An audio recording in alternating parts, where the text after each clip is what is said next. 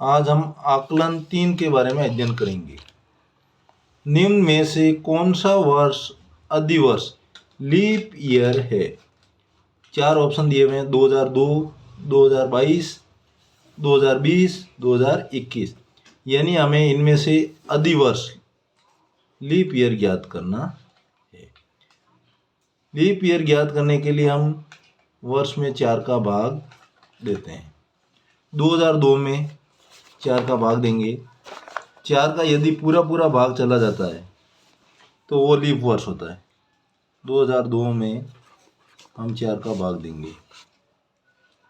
4 एकम 4, 4 दूनी 8, 4 तिया 12, 4 चौक 16, 4 पंजे 20।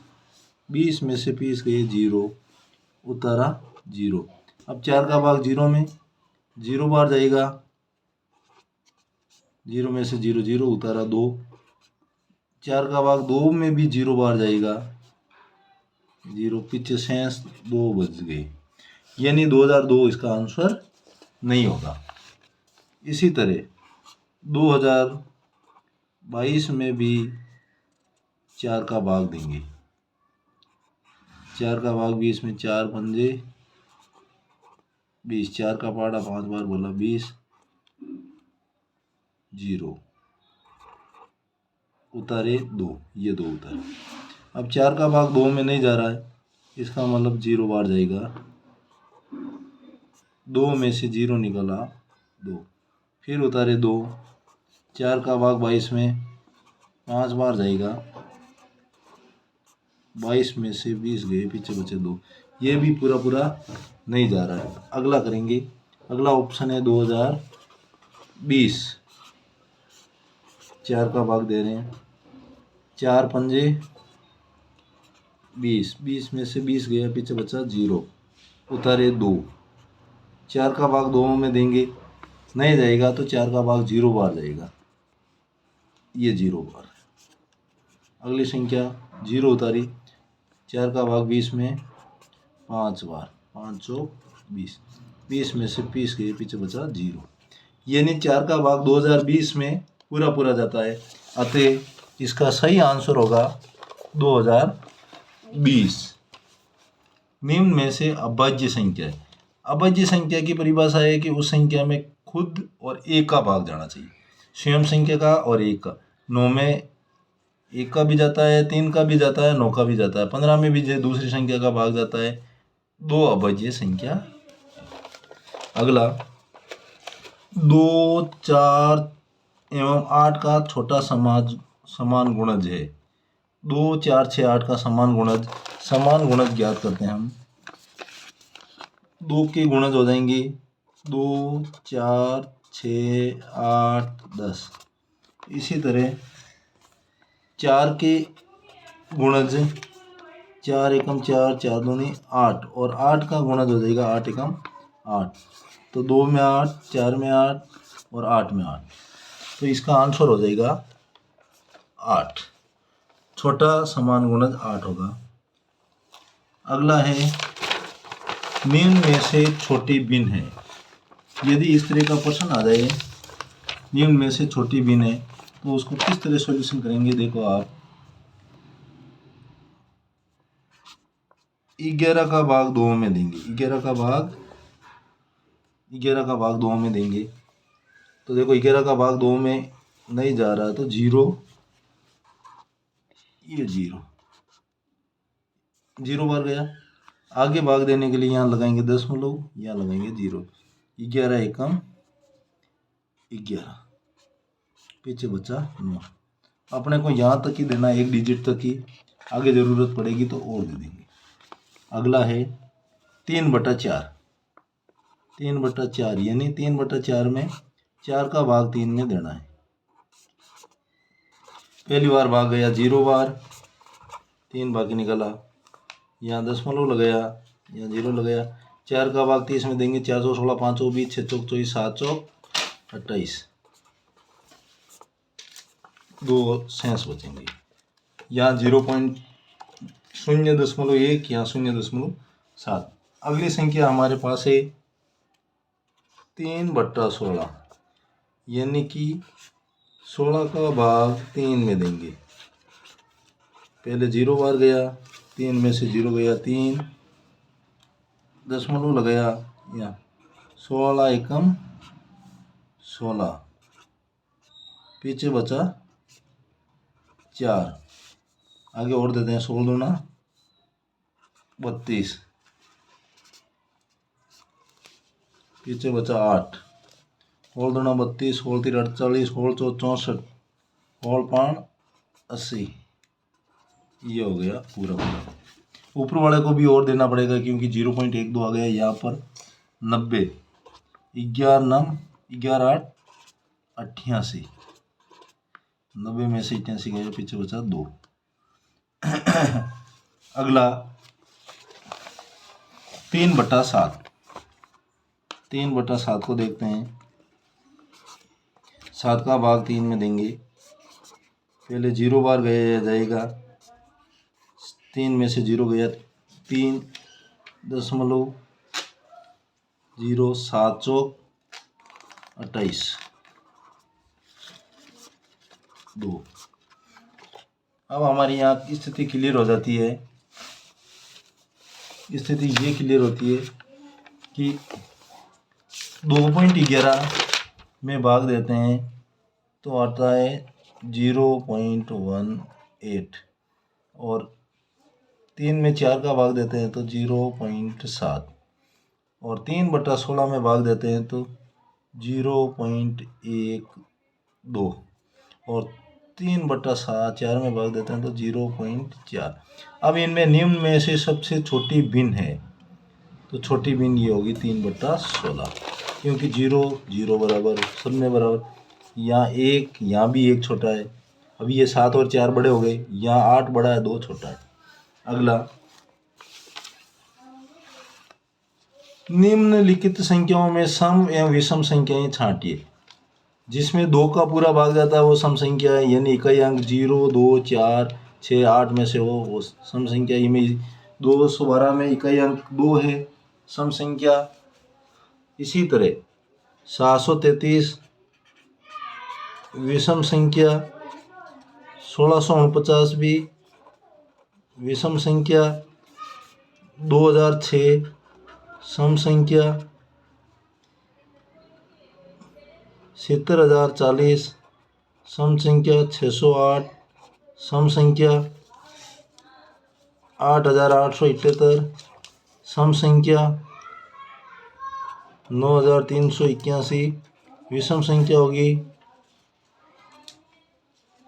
6,777 विषम संख्या, 6,805 विषम संख्या, 46,814 सम संख्या होगी। अगला, नीचे लिखी संख्याएं किसकी संख्या से भाजिए। 100 में किस किस का भाग जाता है, देखो 2 का जाता है, 4 का जाता है, 5 का जाता है, 10 का जाता है, 20 का भाग जाता है, 50 का जाता है और 100 का जाता है। इसी तरह 150 में देखो 2 का जाएगा, 3 का जाएगा, 5 का जाएगा, 10 का जाएगा, 15 का जाएगा, 25 का जाएगा, 50 का जाएगा, 75 का भाग जाएगा और 150 का भाग जाएगा। अगला प्रश्न, संख्याओं 15, 45 और 60 का सबसे छोटा व समान गुणज ज्ञात कीजिए। तो हम ज्ञात करेंगे 15 के गुणज। 15 का पाड़ा लिखेंगे, 15 15 15 45 चौका 60 5 55 छकड़ी 90 हाथ 75 8 120 9 135 10 150 11 165 12 180। इसी तरह 45 के गुणज 45 दूना 90 45 तिया 145 180 180 और 180 मिल रहे। इसी तरह 60 के गुणज 60 120 180, यानी इनका जो आंसर आएगा 180 आ जाएगा। 8वां क्वेश्चन, निम्नलिखित संख्याओं के अभाज्य गुणनखंड ज्ञात कीजिए। 2 का 450 में भाग देना है, तो 2 का भाग देंगे 450 में, भाग दे के देंगे 2 का 4 में भाग गया 2 बार, 2 एकम 2 दूनी 4, 5 में 2 का भाग 5 में 2 बार, 5 में 2 एकम 2, 2 दूनी 4, 5 में से 4 गया, पीछे बचा 1, 1 यहाँ रखते हैं तो ये हो जाते हैं 10, 2 का भाग 10 में 5 बार, 225। इसी तरह अब 2 का भाग नहीं जा रहा है क्योंकि इकाई अंक यहाँ पर क्या है 5 है, तो 3 का देखते हैं, 2 5 2 7 2 9, यानी 3 का भाग जाएगा क्योंकि 9 3 के पढ़ने में आते हैं।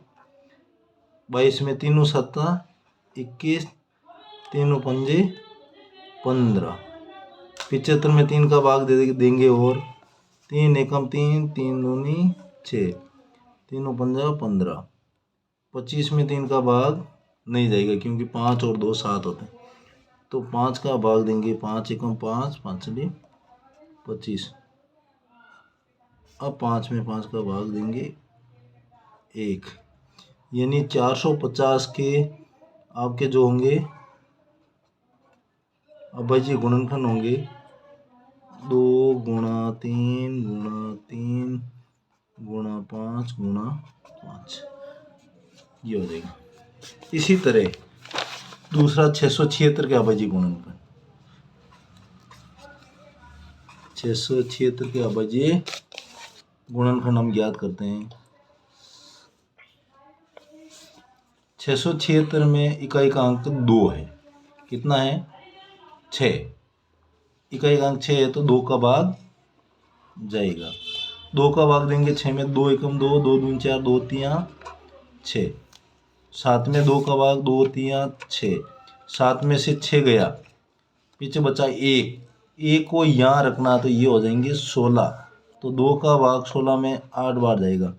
यूँ नहीं समझ में आता तो आप साइड में भाग दे के देख लो, 6 7 6, उसमें 2 का भाग दे दो, देखो ऐसे होता है, 2 का भाग 6 में देंगे, 3 बार 6 उतारे 7, 2 तिया 6, 7 में से 6 गया 1 उतारा 6, 2 अट्टे 16। इस तरह से भाग दे के भी कर सकते हो आप।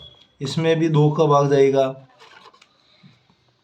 3 में 2 का भाग देंगे, 2 एकम 2, 3 में से 2 गए, पीछे बचा 1, 1 उतारा 3 13, 13 में 2 का भाग 6 बार, 6 दूनी 12, 13 में से 12 गया, पीछे बचा 1, अब पीछे बचे 18, 2 9 18। अब 169 आते हैं, 169 में भाग देंगे 13 का, बचेंगे 13 और 13 में भाग जाएगा 13 का एक बार। 676 के अभाज्य गुणनखंड, 676 के अभाज्य गुणनखंड कितने होंगे, 2 गुणा 2 गुणा 13 13। अगला प्रश्न 375, 375 और है 243। 375 में 375 के अभाज्य गुणनखंड ज्ञात करेंगे हम।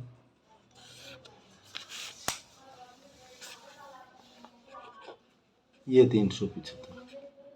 375 में 2 का भाग नहीं जाता, इकाई का अंक 5 है। अब हम देखेंगे 3 का भाग जाता है या नहीं जाता। तो इन सभी संख्याओं को जोड़ते हैं, 7 5 12 3 15, 15 3 के पाड़े में आते हैं, इसका मतलब इनमें 3 का भाग जाएगा। 3 का भाग देते हैं, 3 एकम 3, 7 में 3 का भाग, 3 एकम 3, 3 दूनी 6, 7 में से 6 गया, पीछे बचा 1 और 1 के पास 5 उतार देंगे तो हो जाएगा 15, 3 पंजे 15, 5 और 2 7 1 8, 8 में 3 का भाग नहीं जाता है, 3 के पाड़े में 8 आते ही नहीं है, इसलिए इसमें भाग देंगे 5 का, 5 एकम 5, 5 दूनी 10, 12 में से 10 गए, पीछे बचे 2 और ये उतारे 5 तो 25, 5 का भाग 25 में 5 बार। अब 5 का भाग देंगे, 5 एकम 5 और 5 में 5 का भाग एक बार। और यदि आपको इस तरह से भाग देना नहीं समझ में आता तो साइड में आप भाग दे सकते हैं। इनके 375 के आपके अभाज्य गुणनखंड होंगे 3 गुणा 5 गुणा 5 गुणा 5। अगला क्वेश्चन है 243। कितना है?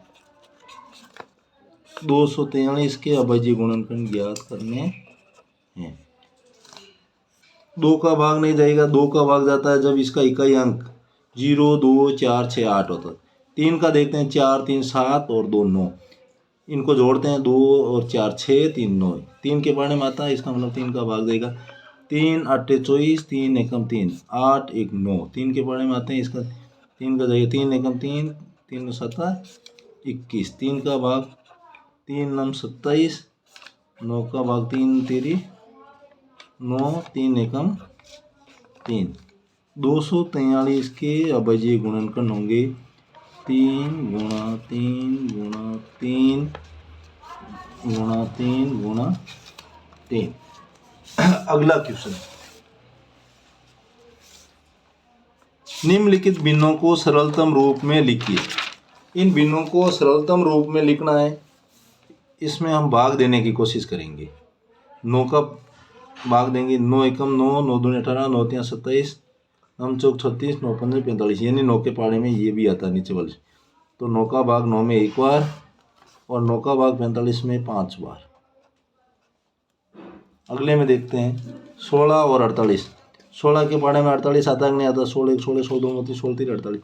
16 में 16 का भाग एक बार, 48 में 3 बार।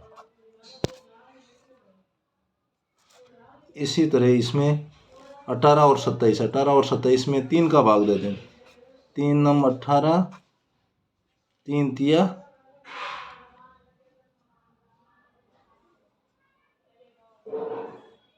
3 संग 18, 3 9 27। 3 का पाड़ा और देते हैं, 3 दूनी 6 और 3 तिया 9। उत्तर आ जाएंगे 2/3। अगला, नीचे दी गई मिश्रित भिन्नों को दशमलव भिन्न संख्या में लिखिए।